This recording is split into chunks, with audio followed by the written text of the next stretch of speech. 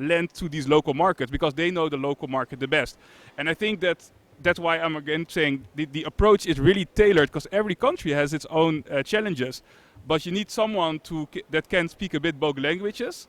And I think then it's very easy to let also the market solve its own problem. And we are in that early an intermediary. And our just leaving it there, but it's a bit to contextualize how we work, and it's Thank you very much. The organizers told me that you only have 2 minutes left to raise your hand with your device. So I guess it's one last question, and I'll be happy to hear Thierry ta vision à toi sur ce qui vient d'être dit de la part de USAID et de Aqua for All. Concrètement, est-ce que ça répond un petit peu aux questions que tu pouvais avoir? Alors non, ce qui est intéressant, c'est que il y a une préoccupation. Donc ça, c'est déjà un premier point. On avance. Comme le disait Daniel, je pense je suis d'accord, il faut aller plus vite. Mais on a déjà des gens qui sont sensibilisés au problème. C'est nouveau. À partir de là, il faut qu'il y ait une espèce d'émulation qui se crée dans ce microcosme des investisseurs et des bailleurs, et pour que tout le monde prenne conscience. Pour rebondir sur ce que disait Arnaud, c'est vrai qu'il y a une dualité entre le risque et le taux d'intérêt. On leur demande de prendre plus de risques et de gagner moins. Donc présenter comme ça, c'est pas très je reconnais que ce n'est pas très attirant. Mais je pense qu'il ne faut pas le présenter comme ça. Il faut leur dire que si on n'investit pas dans ces secteurs risqués, non seulement ils vont investir ailleurs, mais ça va être pire. Parce que ce secteur-là est fondamental et il assoit tout le reste. À quoi ça sert d'être riche quand on vit cloîtré chez soi parce qu'on est dans un monde totalement détruit? Ça ne sert à rien. Donc il faut arriver à comprendre, à reprioriser les sujets. Et c'est vrai qu'à un moment, il faut accepter de gagner moins en prenant plus de risques pour construire le futur. Et on l'a bien compris. Merci Thierry. Merci à tous et à toutes pour votre participation. J'espère que ça vous aura donné des éléments de vision sur différentes perspectives sur la façon dont l'eau est financée aujourd'hui, mais aussi dont les entreprises qui opèrent dans le secteur sont financées aussi et leurs besoins. Et je crois que l'appel est assez clair à tous les types de financeurs, que ce soit privés ou publics, à globalement accélérer ce shift de financement vers de la finance hybride, de la blended finance, pour accélérer les impacts dont on a besoin pour le secteur. Merci à tous, je vous souhaite une excellente journée et n'hésitez pas à aller voir les différents présentateurs à la fin de la session, c'est aussi l'objectif de cette session de pitch. Merci.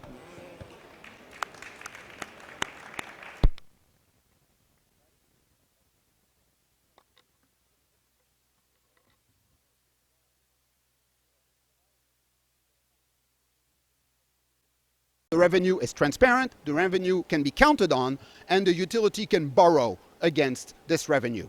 So we can expand the things that we're financing. Obviously, financing meters is something that interests city taps, but objectively, we're not going to get anywhere with just these meters. So we're looking for financial partners who are willing to help us use technology to reduce investor risk and ensure repayments, and who will help us get on the $114 billion a year revolution that is needed to reach SDG 6. I'm here for the next 2 days. Thank you very much. Happy to talk to you. Merci Grégoire, thank you very much. So the question of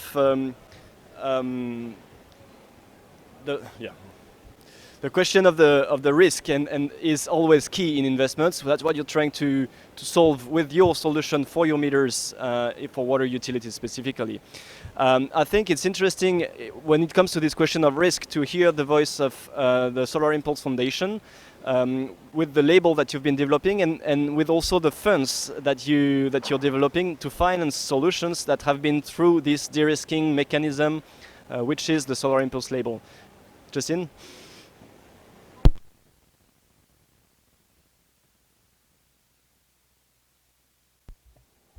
Better. Hi everybody, my name is Justine and I'm here to represent the Solar Impulse Foundation. Today I will introduce you to the Solar Impulse label, and I will try to show you why we believe our label can help to accelerate the financing of sustainable solutions. The Solar Impulse Foundation was founded by Bertrand Piccard, the famous explorer who flew around the world with his solar plane. This historical flight showed to the world that yes, sustainable solutions do exist, but most importantly, that they are waiting to be implemented. This is why we created a label to highlight technologies, processes, products and services that are both financially and environmentally profitable. The label was meant as a tool to increase the visibility and the credibility of sustainable solutions. Thanks to the label, innovators can provide a proof, a guarantee, a proof of concept and of viability to potential clients, partners, and of course, to investors. Today, we have more than 1,300 solutions labeled in our portfolio and around 140 that are active in the water and sanitation sector. To achieve this ambitious goal, we developed and are still developing a community willing to invest in our labeled solution. As you can see, the community is quite varied, so we have actors that are coming from the private sectors, some others coming from the public sector, but together they represent more than 1,300 investors. We need to find a way to communicate with this community, to provide them with the right information to make an impactful decision. And this is why we created our financial information form. It basically enables labeled innovator to express their financing needs and to centralize online key financial information. Thanks to this tool, we are able to match our labeled innovators' financing needs with relevant investors. And we have several tools to make this matchmaking happen. First, we developed a newsletter providing monthly overview of the latest labeled fundraising companies. This newsletter provides key information on open rounds and also focuses on specific theme, including water sometimes. Then another tool that we developed are e-pitches. An e-pitch is an online event where a selection of companies will have the opportunity to come and pitch in front of a panel of investors. In general, there are between 40 to 60 investors, including VCs, public banks, impact and private equity funds, experts from corporate R&D, innovation and sustainability departments. As of today, we have 65 innovators who pitched their solution and more than 600 investors who attended. To give you an idea, during our last e-pitch led to 11 introduction requests from investors to the pitching companies. The last project that we're working on is the creation of 2 funds which will invest 400 million euros in companies holding the Solar Impulse label. The first fund being developed in partnership with BNP Paribas will invest 150 million euros in companies that are quite early stage. The second fund, supported by Rothschild and Air Liquide, will invest 250 million euros in companies that are more advanced in the strategies that are more mature. We are very excited at the foundation as we expect to see the first round of closings to happen during the summer 2022. Next slide. And now more than ever, we are trying to develop our community of innovators, of investors, of partners, and also to increase the interactions between innovators and investors. And we will keep working together with our community and prove that together we can bridge the gap between economy and ecology. So if you wish to be part of this adventure, I will be more than happy to further discuss with you at the end of this session, and you can also find my contact information on the slide. Thank you. Thank you very much, Justine. So de-risking investments, label to help solutions prove that they are efficient in their economy and with their ecological impacts, right? Yes, absolutely. And on the ground, Dienaba, how does it work? I mean, concretely, how can local institutions support enterprises operating in the water sector get funding here in Senegal, for example? Merci beaucoup. Vous m'entendez bien? Bonjour tout le monde. Merci beaucoup, Brieux. Je crois qu'effectivement, c'est une question très importante. Mon nom, c'est Diana Bachamka. Je suis la chef du projet USAID Entrepreneuriat et Investissement. Et nous sommes en train d'accompagner, de promouvoir l'entrepreneuriat au Sénégal, accompagner les jeunes et les femmes à pouvoir réaliser leurs activités et un peu lutter contre le chômage qui se passe au Sénégal. Je vais faire un overlap entre mes deux projets. Le premier dans lequel j'étais, qui a créé cette solution de financement innovante et qui est en train d'être capitalisée dans mon nouveau projet. Je vais parler d'abord de l'activité financée par l'USAID, qui est le financement durable du secteur de l'eau et de l'assainissement. Et je suis contente de voir la chef du projet assise avec moi ici aujourd'hui, Alissa. En fait, nous nous sommes rendus compte qu'au Sénégal, qu'il y avait un constat qui était très compliqué. C'était que les vidangeurs, les prestataires de services d'assainissement avaient un problème pour être crus, pour être un problème de confiance quand il s'agissait du financement. Le secteur de l'eau et de l'assainissement a été pris comme un secteur social. Sorry. Donc, il fallait que nous puissions prouver aux institutions financières non seulement que c'était un secteur profitable, mais que nous puissions aussi, au niveau des entreprises qui n'avaient pas encore la grande confiance pour aller vers ces institutions financières-là, les accompagner à être assez crédibles financièrement. Et nous nous sommes rendus compte qu'en faisant ces deux-là, il y avait un gap. Le gap, c'était qu'il fallait quelque chose de souple, un instrument dédié au secteur avec l'accompagnement de certaines institutions, de certains partenaires techniques et financiers pour que cet outil-là puisse être flexible et puisse avoir des conditions souples. C'est à cet effet que nous avons mis en place un outil financier dédié au secteur de l'eau et de l'assainissement pour accompagner et qui a un peu dérivé au parc, qui était l'acquisition un peu des camions de vidange.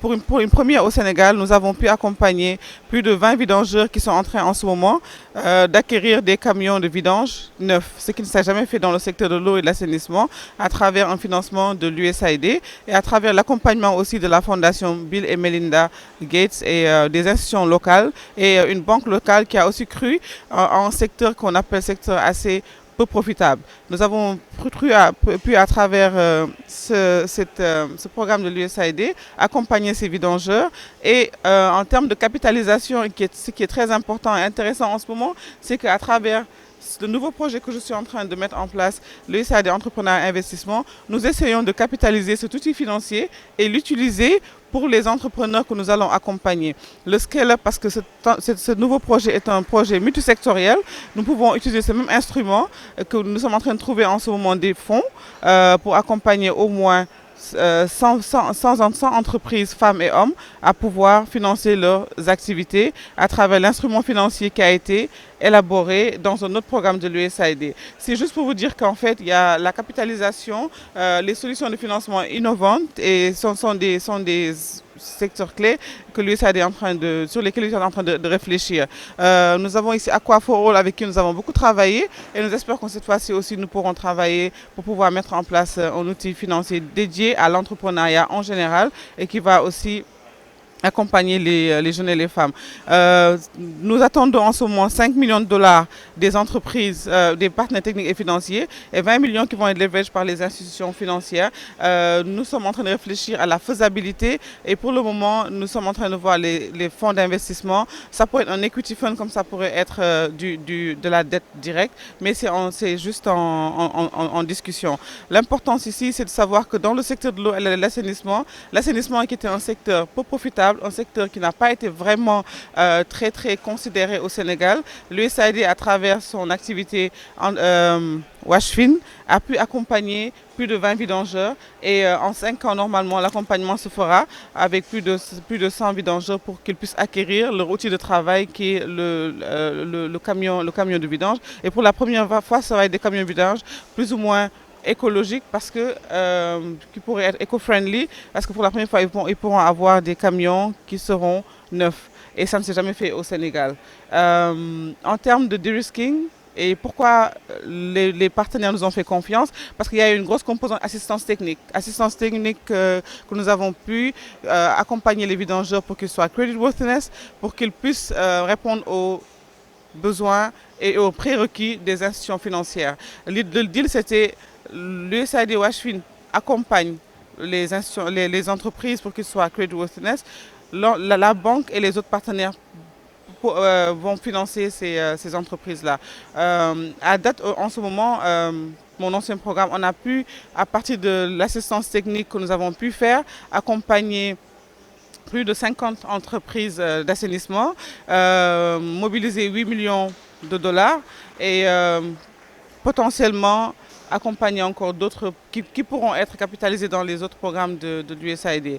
My key takeaways, désolé Brieux, j'avais un trop grand programme, je suis pas préparé comme je voulais. Ma key takeaway, c'est nous avons un instrument que nous sommes en train de mettre en place qui a été utilisé dans un autre programme de l'USAID, dans le secteur de l'eau et l'assainissement, qui a prouvé que c'est possible de le faire. Nous voulons appeler les investisseurs, nous voulons aussi appeler Aqua for All, les différents investisseurs, pour nous accompagner à mettre en place un autre outil beaucoup plus intersectoriel, multisectoriel, pour accompagner les entreprises et les entrepreneurs, les femmes et jeunes. Thank you. Merci beaucoup, Dienaba. Thank you.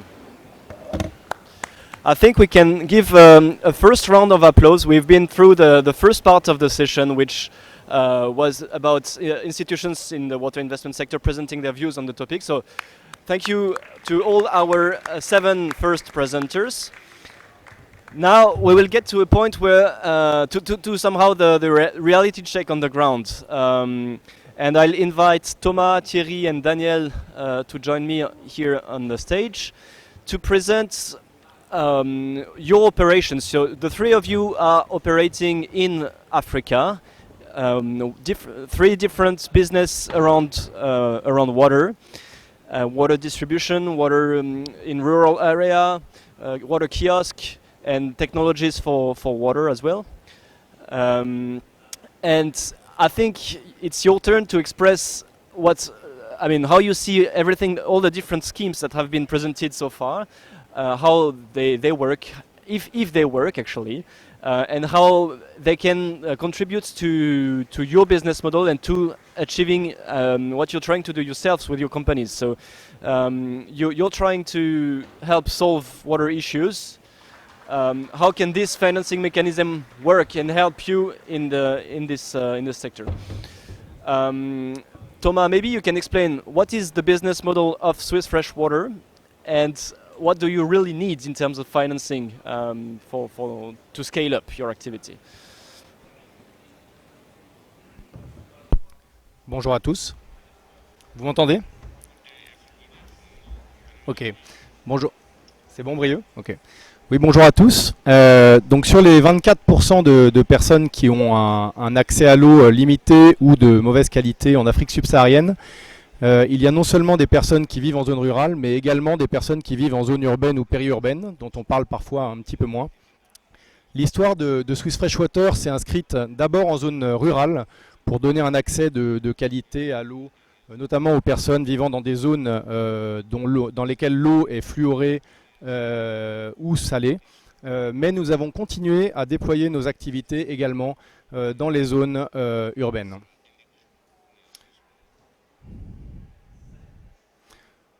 Voilà. Pour ce faire, nous déployons une activité clé en main de kiosque à eau. Voilà. Nous déployons une activité clé en main de kiosque à eau au cœur des quartiers, dans lesquels nous équipons des entrepreneurs d'unités de traitement de l'eau au cœur de leur communauté, en utilisant une source d'eau brute, soit l'eau du réseau, soit également des eaux de forage. L'eau est produite par les entrepreneurs et vendue à un prix entre 5 et 3 fois moins cher que l'eau minérale la moins chère du marché. Les entrepreneurs sont formés par nos équipes. Voilà. Donc depuis 2008, la société a créé 400 emplois, déployé 144 kiosques à eau et produit environ 200 millions de litres d'eau, principalement au Sénégal, avec à peu près 100 000 bénéficiaires quotidiens. Le business model pitching today this morning, so I guess we will get started. So this session is on the question of the financing for water, and we'll try to do something a little bit different compared to what we see in other sessions, in the sense that instead of having lengthy discussions, the idea is to have an overview of several organizations presenting their views on the question, and presenting also very concrete cases on how investments are made in Africa and around the world, presenting investment solutions, and presenting also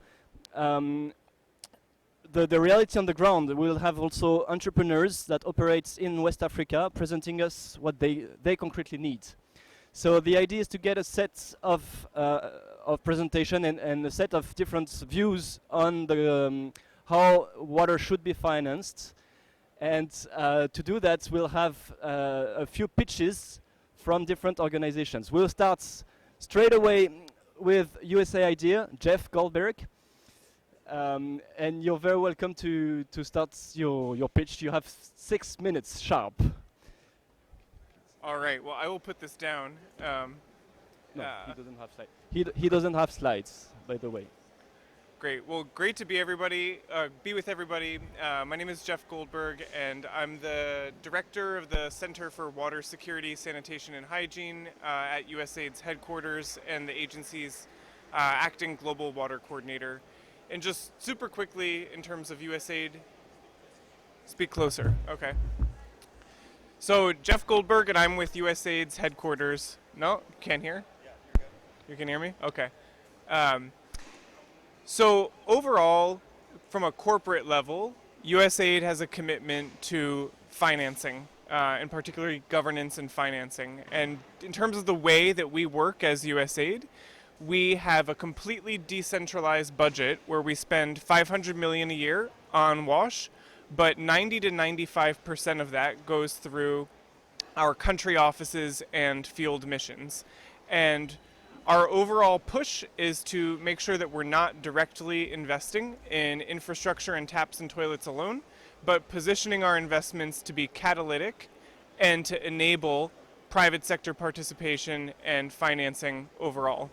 So by way of example, in Kenya, over the course of the past 5-6 years, we have worked on an innovative scheme to leverage additional financing for the sector. So the specific example is that we have assisted water service providers with their ability to access grants from the World Bank and KfW to essentially provide a 40% subsidy to build water infrastructure in low-income areas. And in these schemes, water service providers obtain a loan from a commercial bank with an understanding that a portion of that loan will be paid off as a subsidy, either from aid on delivery or output-based aid from ourselves, once the WSP has agreed on certain performance metrics. So, hence the name results-based financing.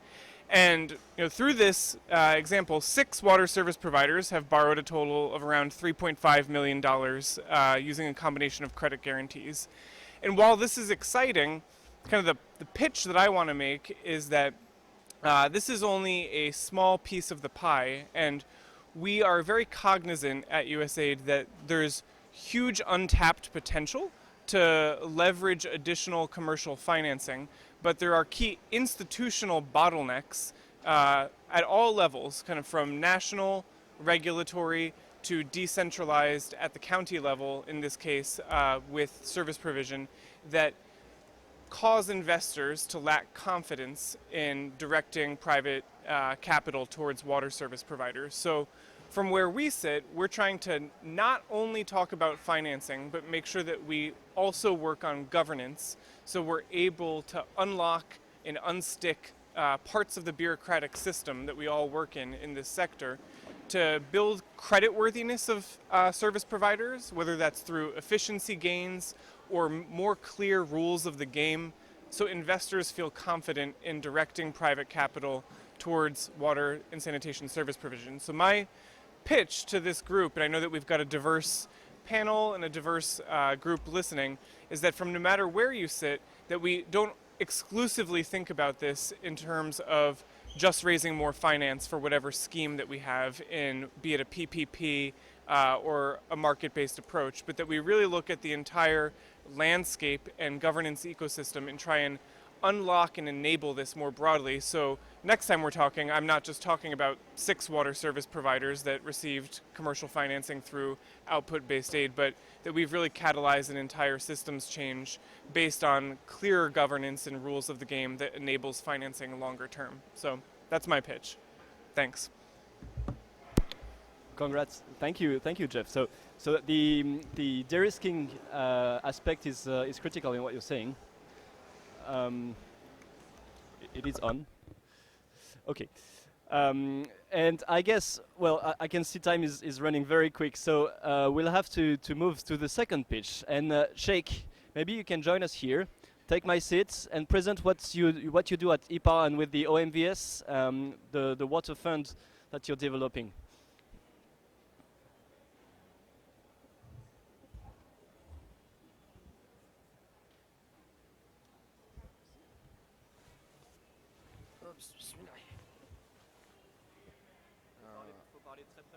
Très près du micro, d'accord. J'enlève ça maintenant. 5 minutes. Ok, c'est parti.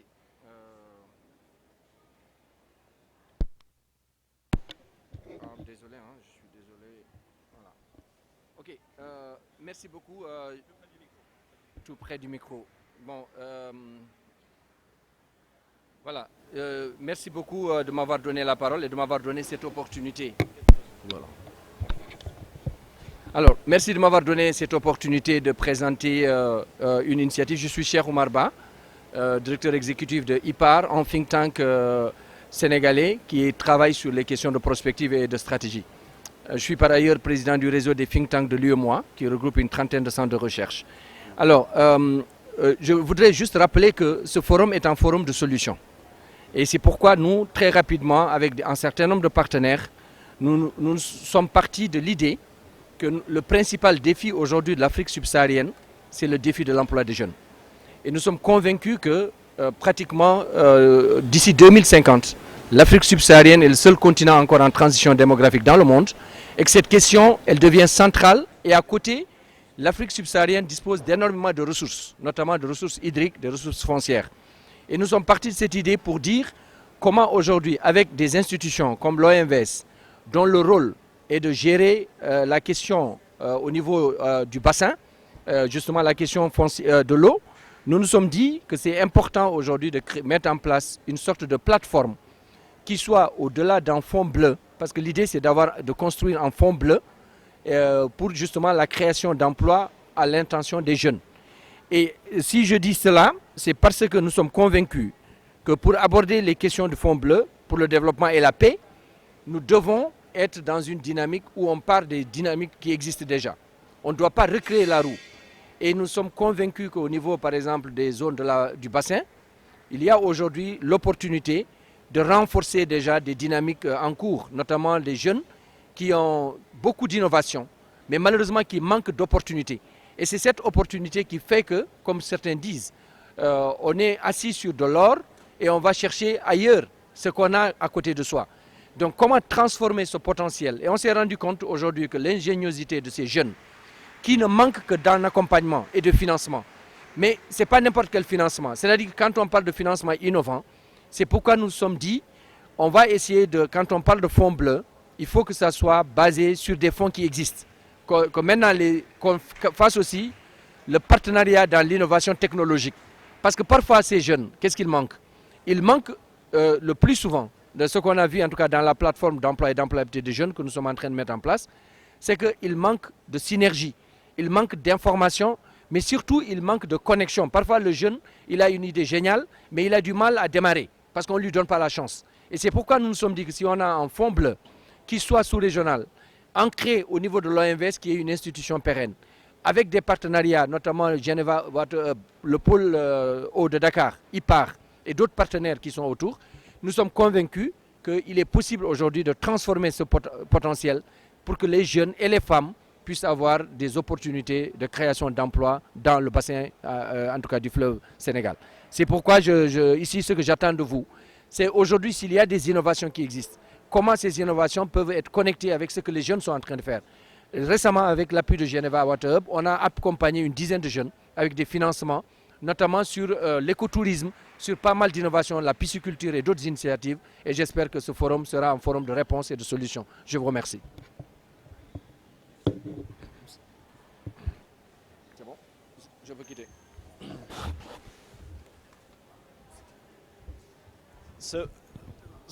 So clearly new financing opportunities for the sector in Senegal, which will hopefully help people around the Senegalese river basin to get access to water and to create jobs as well. So this new fund will be one initiative which can help finance projects around the Senegalese river basin. That's the objective. Justus, you have a great experience in water funds, by the way. So I suppose that you can react on that and also present what you do at TNC around the blue funds. Absolutely. Pleased to be here. My name is Eustace Rappel. I work for the Nature Conservancy. I'm based out of San Francisco, California, and I help lead our new Nature for Water facility. Should we use the slides, or do you want me to do no slides?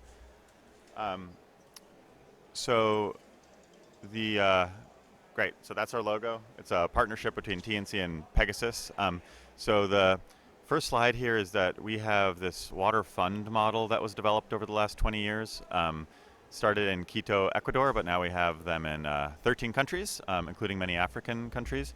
The basic idea is nature-based solutions, which is we have watersheds that need investment because they're being degraded. About half of the world's watersheds are actively degraded. But the ROI is positive for 1,000 cities where you could invest in the watershed. So what we do is we collect money from different downstream beneficiaries, the local utility, hydropower company, bottler, et cetera, and we put those into a common pot and then do upstream interventions such as reforestation or agricultural practices. So what's interesting is that there's these 50 proof points over 20 years, but that the $800 billion a year of water sector investment is still less than 0.1%, which is not even like a statistical rounding error. And so the question is, if there's a lot of hype around nature-based solutions, which there's at least a little bit of it, and watershed management and natural infrastructure, why is there so little of it? Why is it not mainstreamed at all? So what we did was, next slide please. We did a bunch of canvassing. We talked to a bunch of utilities and we said, are you interested and why don't you do more of this? We also talked to a lot of our field practitioners that said, like, what are the realities of starting this work? We also talked to development banks and said, you have a lot of nice messaging around this, but not so many projects. So why don't we see more of it? And the reality is that like green stuff is really different than gray stuff, and specifically, it's a different space. So you have to think about like who are the stakeholders that matter in the watershed, which nature-based solutions are relevant, who can I rely on to execute, and how does it all fit together? Like we get these questions repeatedly, and irrespective of the sort of profile we're talking about. Next slide, please. And so our very simple solution statement is, okay, well, if there is someone on the ground that's really motivated, such as a local utility, to put this together, what if there was a team that helped them? And what if that team had the right project management and hydrology and economics experience to assist? And we're basically proposing a nature-based solutions consultancy, we were trying to procure these types of services for the water funds, and it didn't really exist out there. So we're like, okay, we'll build it ourselves. So next slide. So the facility is, we raised $6 million, and the $6 million will provide basically building out this infrastructure. We officially launched yesterday, but we have been in operation since January. It's a blended international team of the Nature Conservancy and a sustainable infrastructure consultancy, Pegasus, that's primarily in Africa and Europe. And we have three things that we do. We basically help watershed investment programs, including water funds, which are collective action, as well as like bilateral programs that are just like utility that wants to invest in its catchment. The sponsoring engagements are we give away the team's time for free. So it's a technical assistance facility that does technical assistance, which is a little rare. Like you actually receive help from people. And then the second one is fee for service. So if we get a lot of inbound requests for water funds, and so this is a way to be responsive to that demand. Before it was like, can't help you. We haven't set up in that geography or whatever. We don't have a service model, so this is a service model for those inbound requests. And the third one is knowledge management. So the NGO space is not known for process efficiency, and we're really trying to, Le modèle repose sur la franchise avec un droit d'entrée dans la franchise permettant la mise en place des kiosques à eau, les travaux permettant d'atteindre un niveau de qualité satisfaisant pour produire l'eau et la distribuer au cœur des communautés, et le développement également d'une technologie permettant d'équiper les franchisés d'un certain nombre de tableaux de bord pour suivre la performance économique et financière des franchisés. Suite aux droits d'entrée dans la franchise, sur lesquels ce sont finalement les entrepreneurs privés qui financent l'activité économique, étape à laquelle des bailleurs ou des partenaires peuvent venir également aider pour atteindre des objectifs d'impact, notamment d'inclusion, notamment des femmes et des jeunes. Le business model repose par la suite sur la facturation d'un prix au litre couvrant l'entretien des machines, la location des machines et le déploiement de la franchise. Ce qui rend le modèle extrêmement durable et impactant.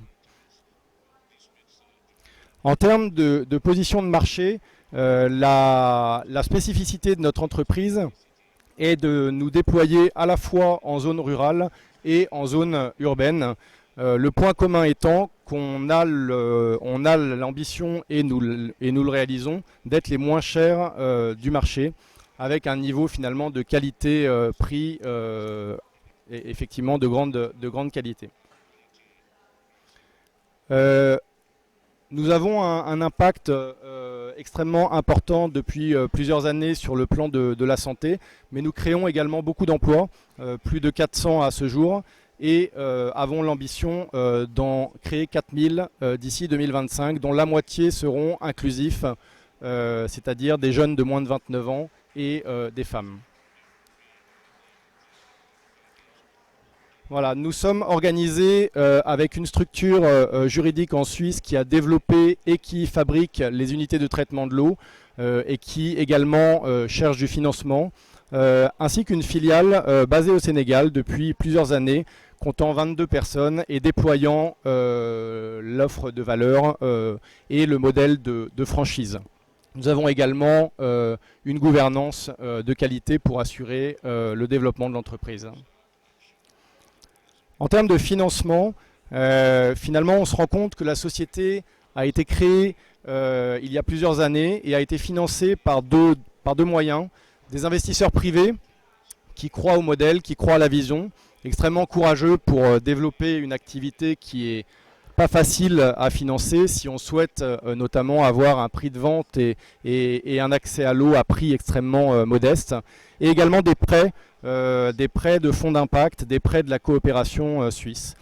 On s'est rendu compte dans un deuxième temps que de la blended finance, notamment des partenaires comme USAID à travers le Trade and Investment Hub ou l'ONUDI, nous permettaient d'accélérer de manière très importante l'impact de nos activités et également de rassurer les investisseurs privés qui peuvent venir en soutien à ces organisations pour continuer à soutenir le développement de l'entreprise.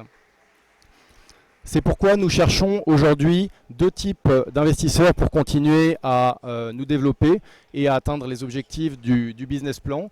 De l'equity, parce que le déploiement de nos activités dans les zones, notamment périurbaines, est un modèle qui peut fonctionner sans subvention et dans lequel les investisseurs peuvent légitimement attendre un retour sur investissement, mais également des partenaires pour nous accompagner sur des grants et du co-investissement dans deux dimensions. La première, ce sont les zones rurales dans lesquelles nous voulons continuer à nous déployer car notre technologie nous permet de le faire.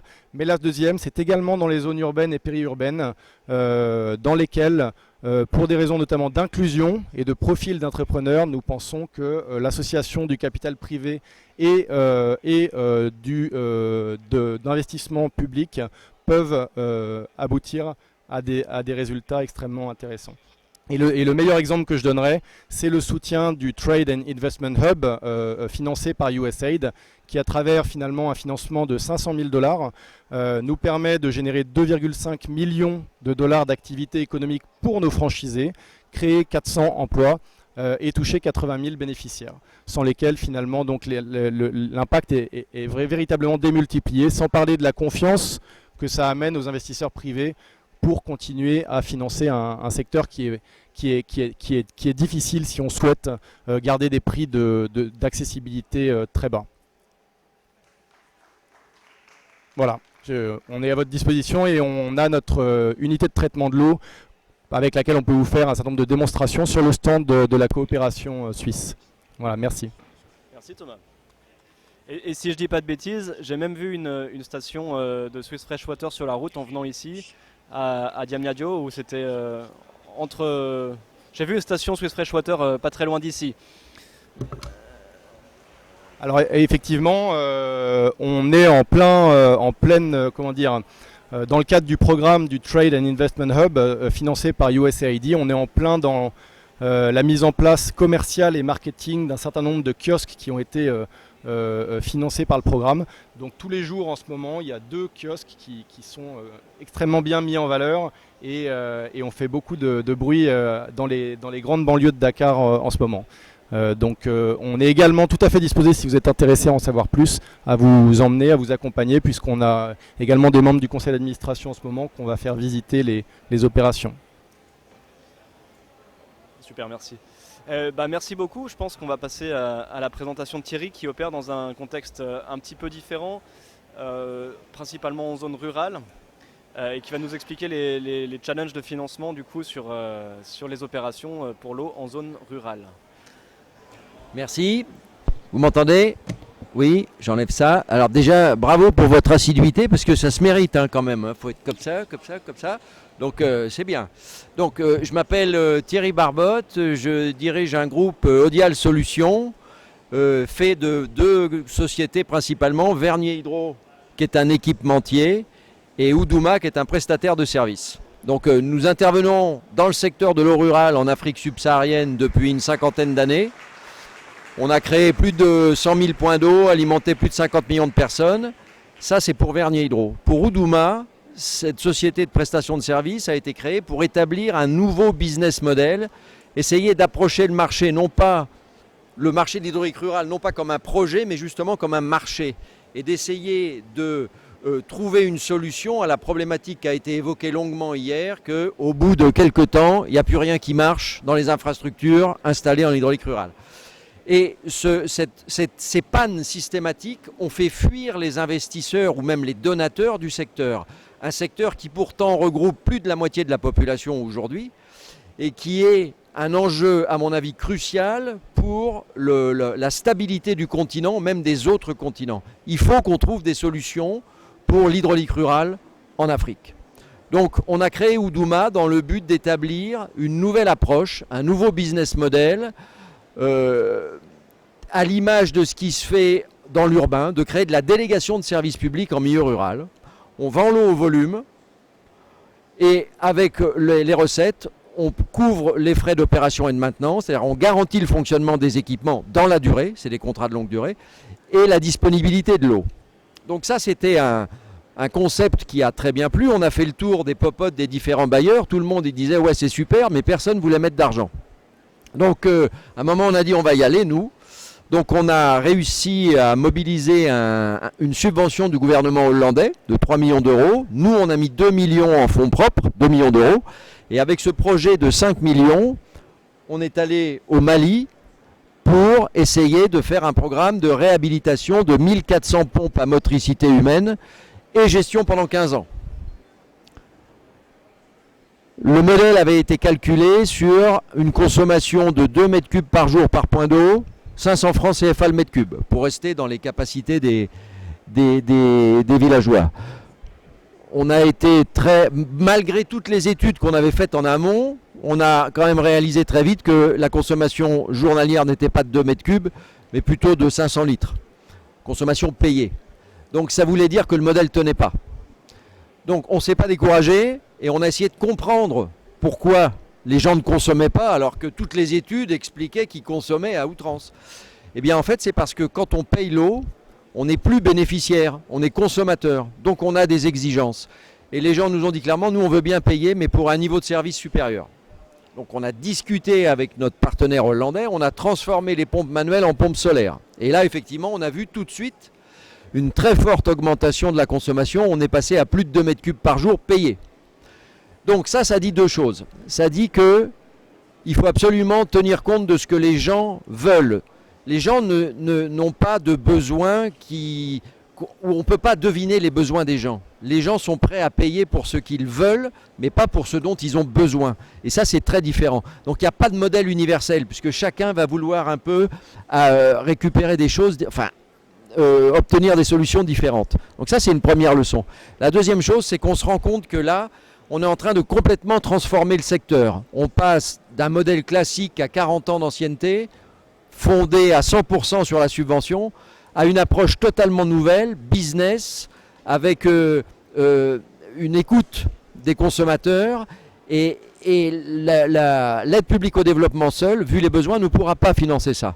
Donc on est obligé d'établir un modèle économiquement viable pour qu'il soit profitable et qu'on puisse drainer de nouveau des financements dans le secteur. Mais ça va prendre du temps parce que c'est des changements de comportement au niveau des États, au niveau des populations, au niveau des bailleurs qui prennent du temps. Donc il faut le savoir, ça ne sera pas immédiat. Donc tout ce dont on a parlé ce matin sur la Blended Finance, qui sont des premières ébauches de choses qui sont en train de se faire dans le secteur, ça va dans le bon sens. Mais il faut aller beaucoup plus loin, beaucoup plus fort, beaucoup plus grand. Il faut être beaucoup plus ambitieux pour arriver à embrasser l'ensemble des besoins du secteur de l'hydraulique rurale. Sinon, je pense sincèrement qu'on va dans le mur. Si on ne règle pas le problème de l'Afrique rurale, on va dans le mur. Donc ça commence par l'eau. Et pour l'eau, il faut des financements qui soient adaptés au contexte des projets. On n'est pas dans des taux de retour sur investissement à 2 chiffres. Il faut oublier ça. Mais ce n'est pas parce qu'on n'est pas dans des taux de retour à investissement à 2 chiffres qu'il ne faut rien faire. Ça veut dire qu'il faut aborder les choses différemment. Ce secteur mérite des financements, mais des financements adaptés à son contexte très particulier, des gens qui ont peu d'argent, avec des consommations faibles, mais ce n'est pas pour ça qu'on ne peut pas en faire un modèle économique stable et durable. Donc il faut être beaucoup plus ambitieux en termes de Blended Finance. Et c'est ce qu'on va, je pense, aborder jeudi matin à 9 h. Si vous êtes toujours disponible, il y a une session sur la Blended Finance. Merci. Thierry, tu dis qu'il faut être plus ambitieux. Concrètement, ça veut dire quoi? Être plus ambitieux, ça veut dire qu'il faut Jeff l'a dit, c'est 1,5% la Blended Finance aujourd'hui. Arnaud a dit, nous, on appuie sur des initiatives individuelles.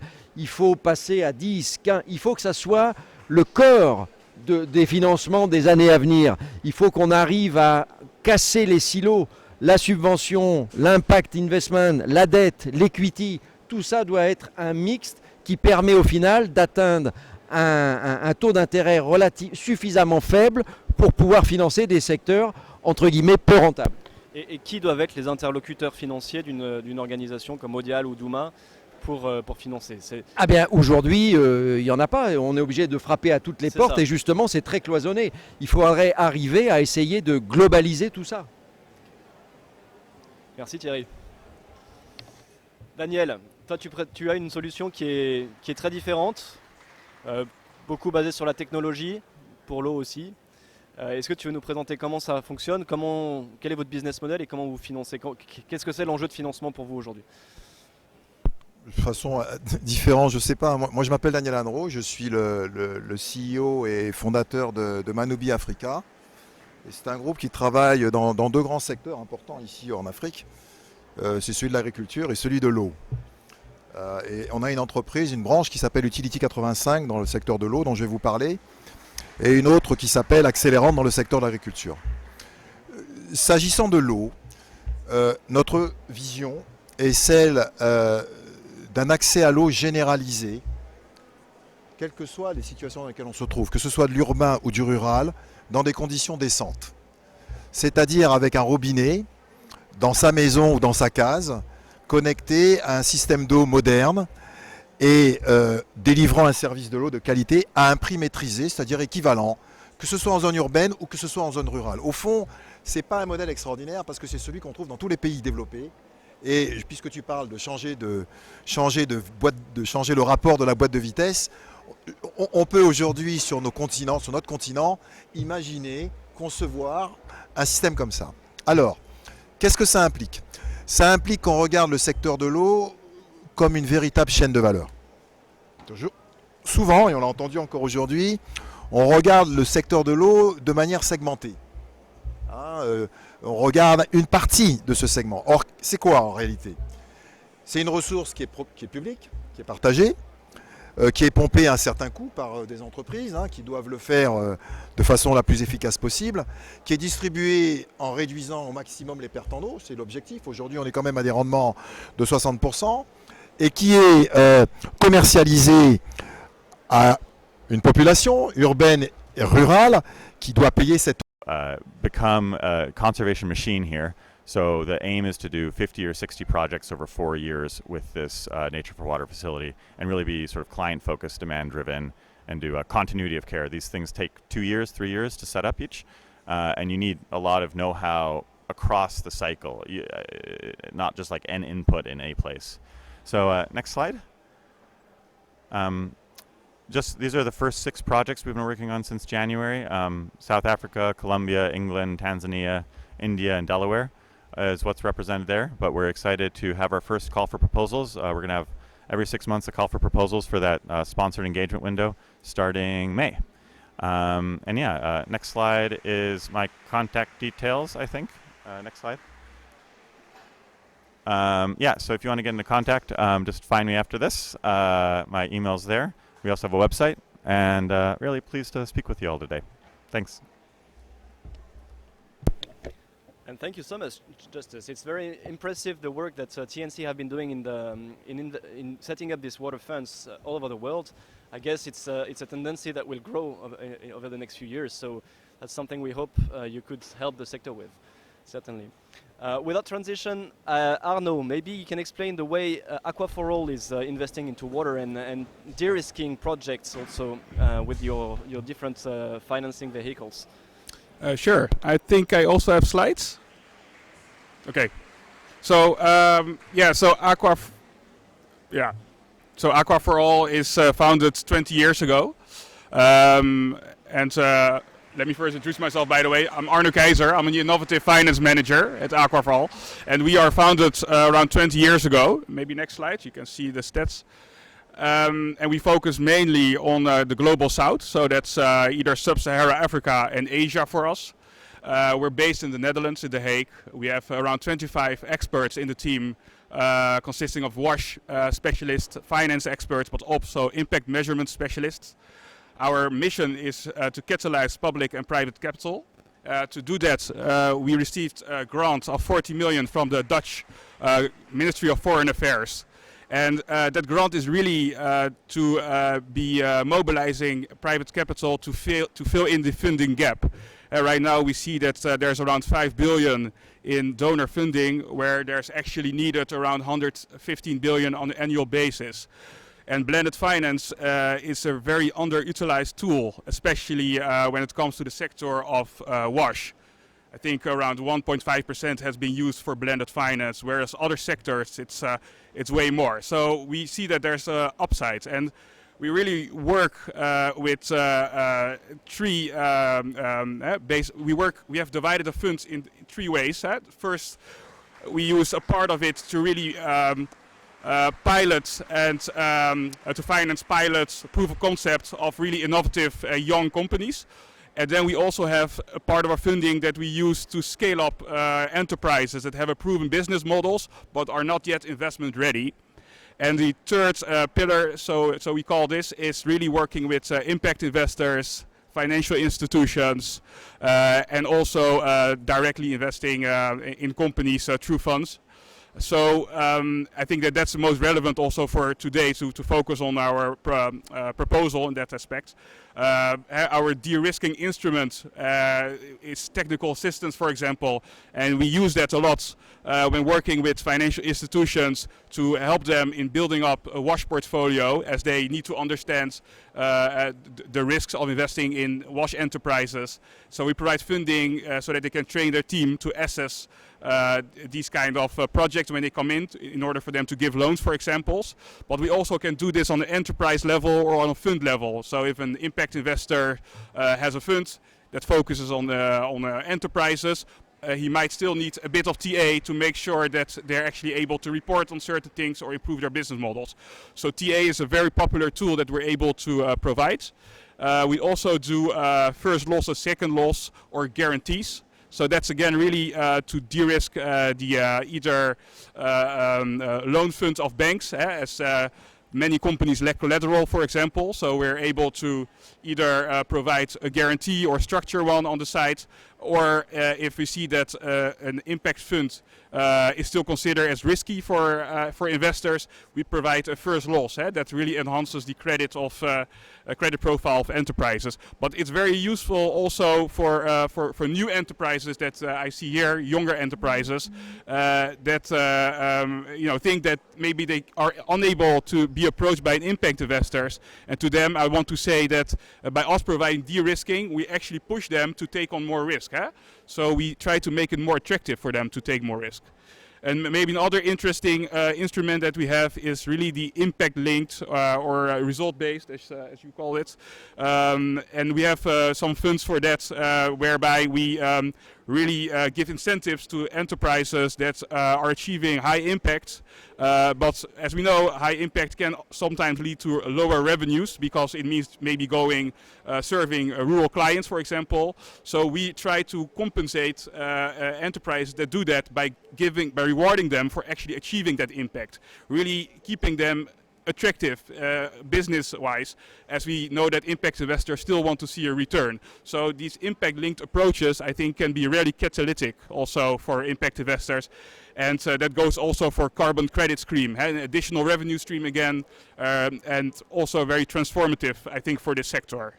I think that really sums up what our offering is.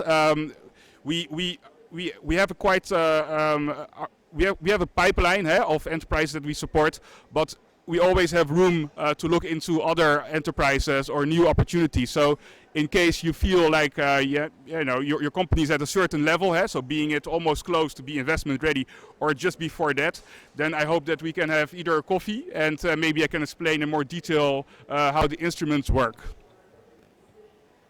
Awesome. So these de-risking instruments that you use, you see them as tools to attract more finance into the sector. I think this is what the key message behind, basically. Definitely, yes. Yeah. Yes. Greg, Grégoire Landel from CityTaps. I know that you have a business operating in Africa, and that's this question of de-risking is key to you. Maybe you can explain what you do and how you do it. Yes, thank you. Thank you for inviting me. I'm Greg. Okay, they can't hear me. I am Greg, the founder of CityTaps, and our vision is running water in every home. Faut changer les slides, s'il vous plaît. Quand je vous fais comme ça, okay. So what we do, our vision is running water in every home. So what we do is we do three things. We offer a pay-as-you-go solution that eliminates arrears and unpaid bills by customers. We have a smart solution that provides a way to reduce non-revenue water.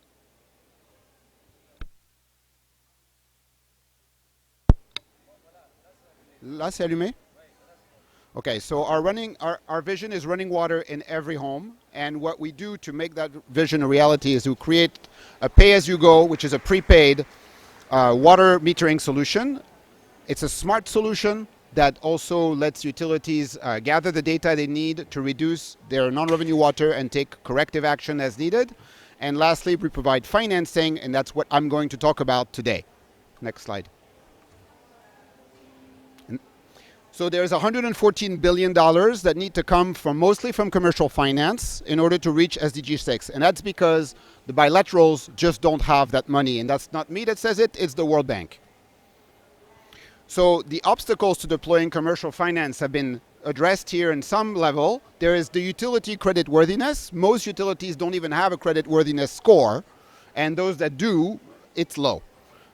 There is investor fears because of government interference, the problems that USAID is trying to deal with, all these things that the people in the sector are quite familiar with. And honestly, there's not a lot of data to disprove these fears.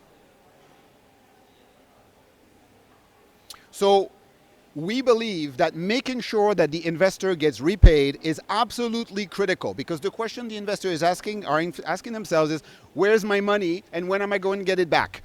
We may not like this question. We may think that it's unromantic and unpoetic or whatever. The truth is, that's what they're asking themselves. So you can use financial instruments, and Aqua for All has just described first loss, second loss. I'm not going to go into this because I don't know very much about it. What we provide is the leverage of our technology to run around these complex and expensive financial solutions, and to reduce the fear of the investors by providing transparent data that's accessible across the board so that everybody can see that payments are in fact being made and that the utility is paying what it owes the investor. So our premise is that technology can secure repayments to investors and can reduce investor fear for the benefit of everyone, especially the bottom of the pyramid. So we propose 6 steps. The first is to implement our smart pay-as-you-go solution. The second is to provide financing, especially to non-credit-worthy water utilities, collect payments from subscribers, customers, collect payments from the utility to the investor, which I said before is the critical part, show the data, which I will, and then scale. You ready? Step 1. Okay. The solution is a smart pay-as-you-go solution, so people pay with their mobile phone for money in their house at any time for any amount with any telephone that works for them. They use Orange Money, M-Pesa, whatever solution you guys are familiar with. Okay? It's all digital, which means that the revenue of the utility cannot evaporate. The water can leak, but the money can't evaporate. Step 2 is we offer financing, and in our case, because we're not financiers, we're not Aqua for All, we're not a bank, the only thing we can do is basically a payment facility, something very simple, 18 to 24 months, depends on the country, depends on the currency risk, and very importantly, it depends on the technical and managerial capacity of the utility, and I'll explain that in a second why, but that's our key critical decision-making factor for providing credit to a water utility. So then we collect the payments, as I described, people make mobile payments, and we collect all the revenue. All the revenue, and that means the revenue that the utility is supposed to collect for the future, right? It's a pay-as-you-go, a prepaid solution, but also all the arrears that the utility has accrued over years of not collecting revenue from its customers. Typically 6 to 24 months of turnover that are just sitting on the books, damaging the balance sheet and not being cash that they could be used to do something productive with. So we do that as well. It's very important. The future and the past. Next. So then we secure the utilities payment. And again, this is critical. This is the part that Aqua for All is trying to solve, we're trying to solve. So we leverage our solution. Basically, we make sure that we route the subscriber's money into an escrow account, a secure account, on which the investor, the creditor, has seniority so that he knows he's going to get paid before the money flows back into the utility's coffers. And that means that the utility's creditworthiness is no longer part of the equation, which is so important for the reasons I explained before. The only thing we really have to worry about is there water in the pipe, and will that pipe generate revenue? And the answer is, when there's water, there is revenue, because people need water. It's not an elective expense, right? We can't just live without it, as you all know. Next step, let me show you a picture. So the payments come, they go through this dedicated account, an escrow account, you call it whatever you want, and then the revenue is split between the investor and between the utility, and that is set by contract. Again, seniority can be defined. You can pay other people, you can pay past creditors, you can pay the regulatory agency that you owe money to and never pay every year, right? because you don't have the cash to do it. And importantly, all this money is digital. Again, no evaporation. So let me show you some data, because you know these are just empty words. So we have 2 utilities, one in West Africa, one in East Africa. The graph on the left shows that basically we can count on revenue from $10 to $12 US dollars per customer per month. It varies, but if you're a conservative financier, you can say, I can lend you based on $10 of revenue per customer per month.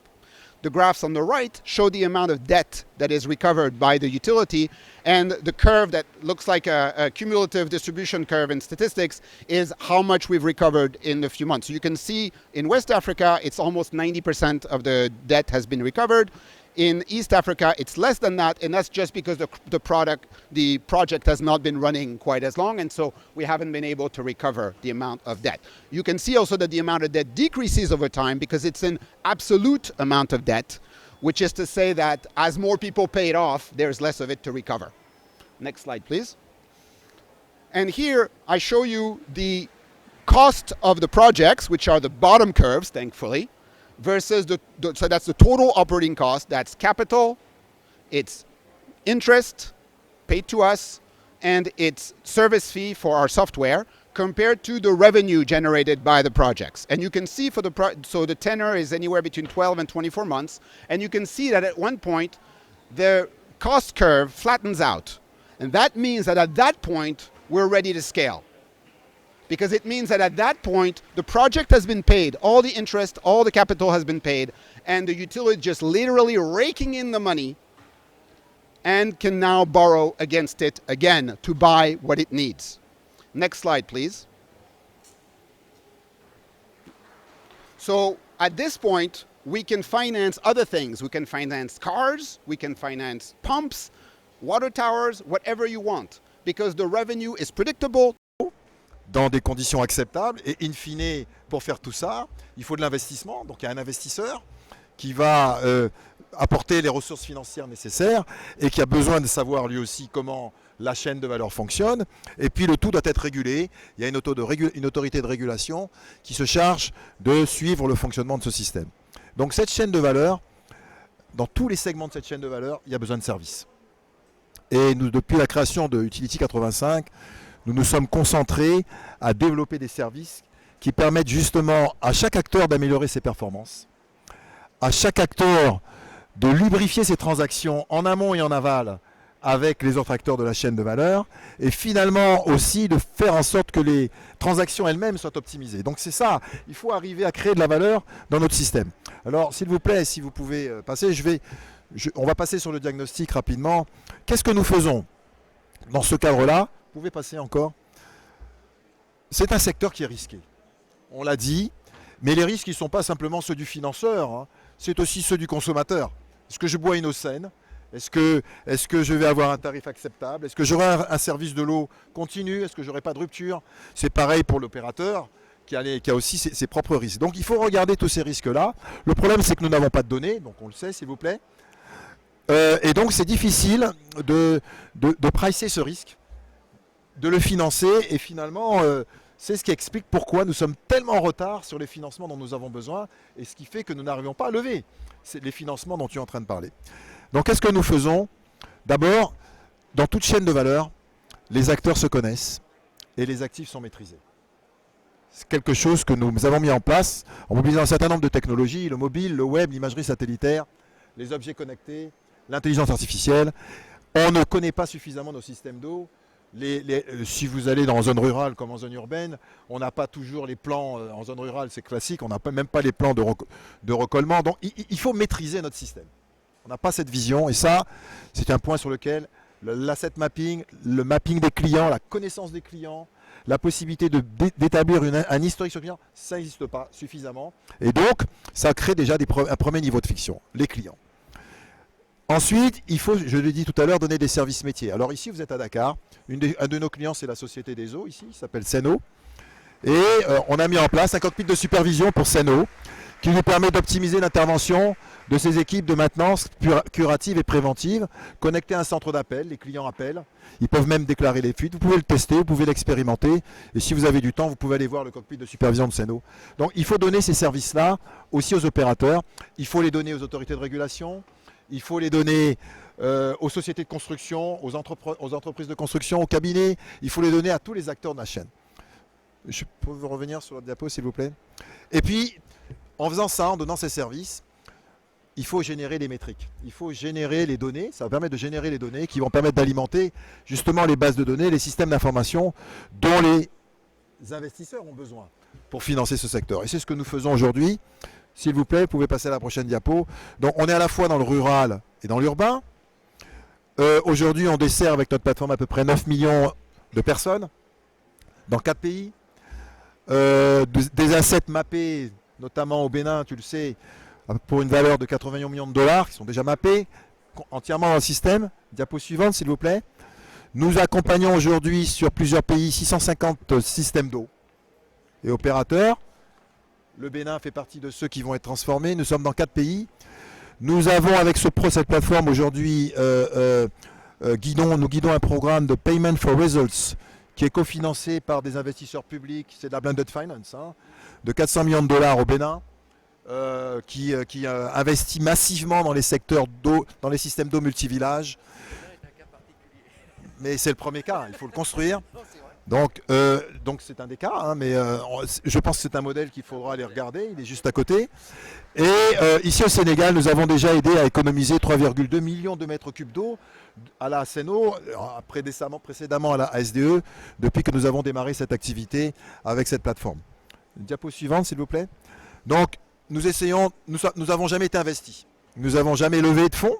Tous les développements que nous avons faits ont été financés par les contrats que nous avons établis. Notre modèle économique, c'est de nous faire payer par les opérateurs et par les organismes de régulation. Et aujourd'hui, nous sommes en train de travailler au développement de cette entreprise. La difficulté que nous avons, comme l'a dit tout à l'heure, tu l'as dit tout à l'heure Thierry, c'est de trouver le bon partenaire financier avec lequel on va le faire.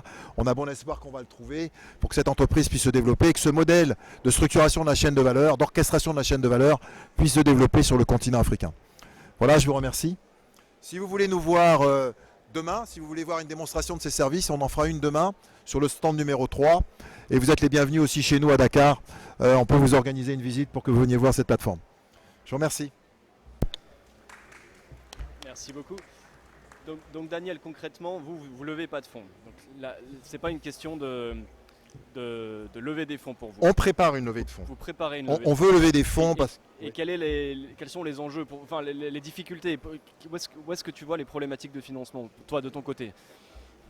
Comme Thierry l'a dit, en réalité, peu de pays aujourd'hui ont eu cette logique de regarder le secteur de l'eau comme une chaîne de valeur. Donc ça, on est vraiment au début d'une histoire, je pense, mais qui a l'intérêt, tu le sais, puisque tu en profites en tant qu'opérateur. Si on veut accélérer l'atteinte des objectifs globaux de développement de secteur de l'eau, c'est le braquet qu'il faut adopter. C'est-à-dire une capacité de regarder un pays et travailler. Donc les investisseurs qu'on cherche, ce sont ceux à la fois qui vont accompagner cette vision et en même temps qui vont contribuer à accélérer. Donc c'est un appel aux investisseurs privés, institutionnels, gouvernementaux à travailler la blended finance, ensemble sur des projets Exactement. à l'échelle. Globalement, c'est ça. Je pense qu'il nous reste une petite dizaine de minutes. Merci à tous nos intervenants. Je pense qu'on peut déjà les applaudir. Sur cet enjeu de consolider un petit peu les différents types de financement à différentes échelles. D'ailleurs, vous parlez d'une échelle d'un pays, par exemple. Comment réagissent les différentes personnes qui ont parlé précédemment d'un point de vue investisseur? Jeff, I would be interested to hear from you how you see it and how USAID could play a role to structure such a blended finance facility at a country level.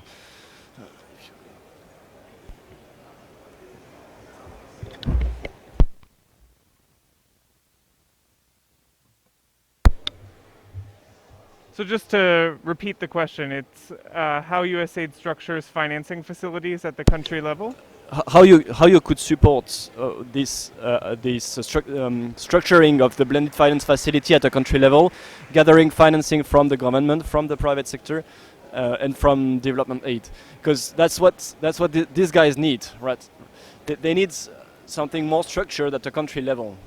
And how could an institution such as USAID support this at a country level? For example, in Senegal here. Yeah, it's a great question. So I would say that USAID, our key role in this is to, as I mentioned, look at the overall governance arrangements and bottlenecks. And we certainly have, kind of across multiple countries, set up financing facilities or provided advisory services on establishing financing facilities. So here in Senegal, for example, I believe it was in 2015, there was a conference where the government called for the establishment of a blue fund, which has been discussed extensively throughout this conference. And our core services that my colleague Jenaba, who spoke earlier, provided is on technical advisory and really serving, we see our role as serving as kind of an honest broker or neutral party to provide technical assistance to lay out the options on what is the best way to structure such a blue fund that brings in revolving capital from both public and private sources, so this can be redeployed over time to continually reinvest in the sector. So that's one example.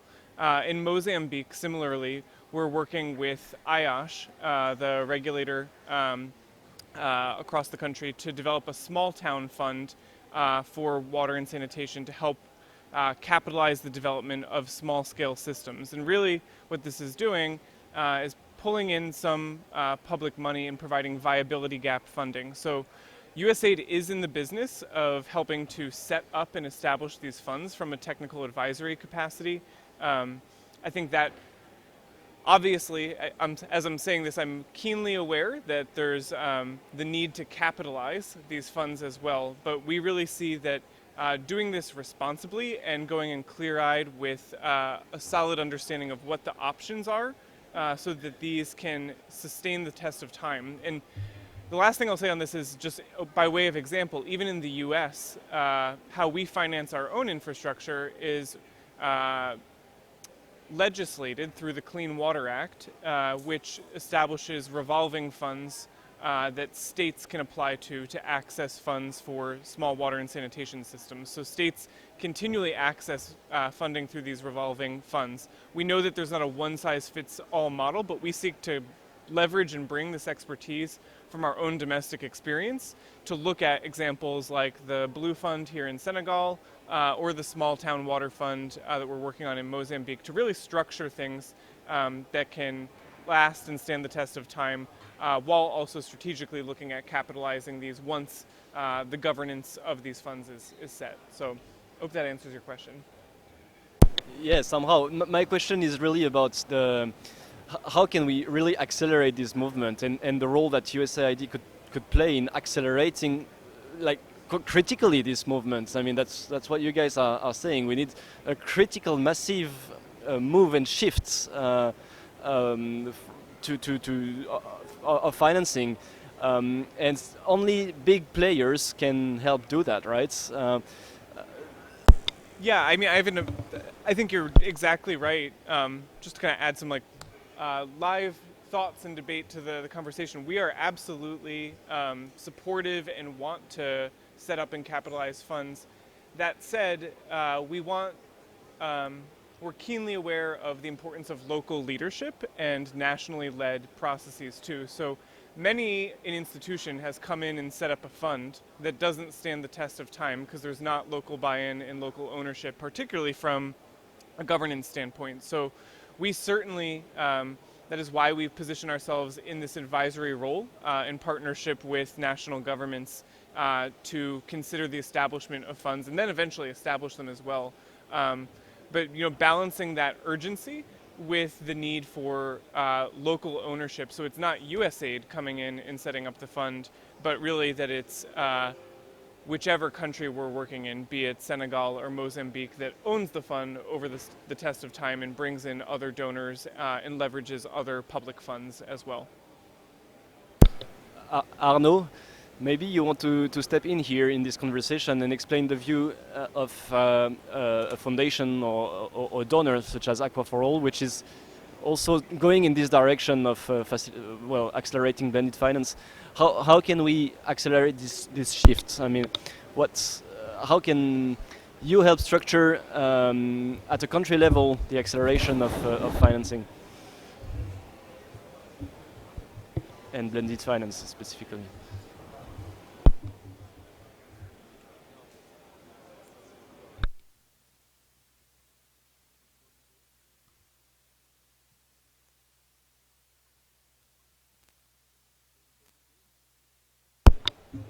I hope you can hear me now. No, I think interesting and good question. I think putting the limitation on country level is also interesting because we're now at the phase where we really also try to work with impact investors, and for them to, for example, focus only on one country is already quite a challenge, because they have to find investable companies in a specific sector, and then focusing on one country is already limiting them. So I think that the challenge is more on how to de-risk capital providers in making them more comfortable, and also in looking at the sector as an investable sector where there's great impact to be achieved, but also potentially financial returns. And with that, I also want to highlight that even though the impact is large in WASH, the return element is quite low. So that scares away a bit the investors. So what we try to do is really to mitigate that part. So really explaining why the impact is so important, but also give them more comfort for them to take on additional risk, get high impact, but get lower returns. So be okay with that. So I think that we are really placed in a role where we try to tailor our solutions to then also look again locally what fits better in that ecosystem. And to make it more concretely, we work a lot with banks in Kenya, for example, and they already embrace this market as a viable market. And there you see, for example, that banks can play a very important role in actually financing enterprise because they know the local sector well.